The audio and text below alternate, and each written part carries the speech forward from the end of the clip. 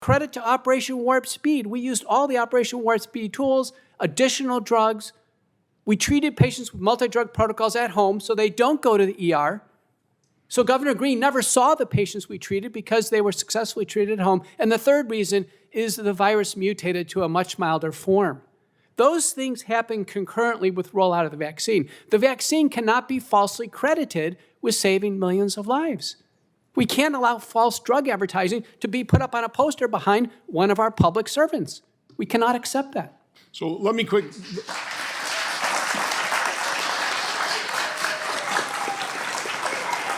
And I will have a lot more questions. So the point I want to make is I think an awful lot of folks are saying that there was not informed consent. I would argue they violated the inviolable principle of informed consent with this COVID injection. I just think that's indisputable. I'll start with you, Dr. McCulloch. Do you want to weigh in on that? I've presented at the FDA advisory meetings. I've advised companies for decades on this, so I know the regulatory science very well.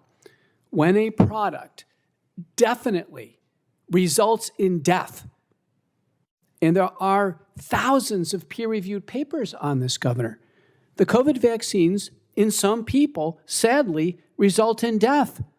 Some on the very first day they take the shot.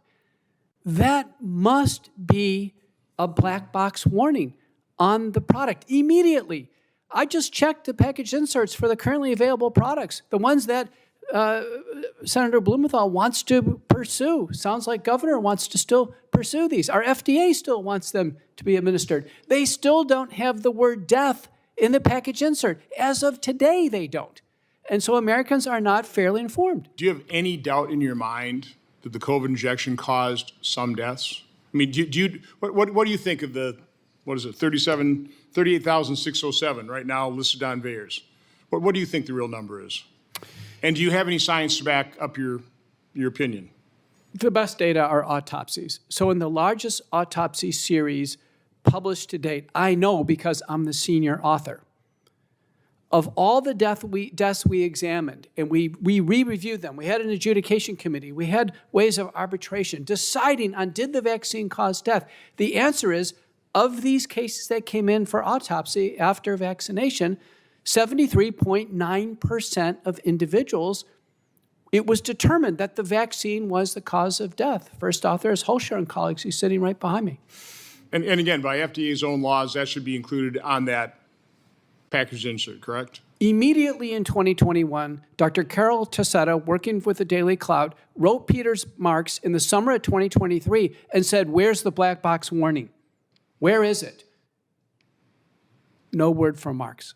But my guess is the reason they were so concerned about issuing a warning on the Han is, again, they didn't want any vaccine hesitancy on this, right? And also, if they alerted doctors to the fact that if you have a patient with myocarditis, you might want to ask them, did you just get a vaccine recently? And otherwise, the doctor's looking at myocarditis trying to figure out how to treat it, right?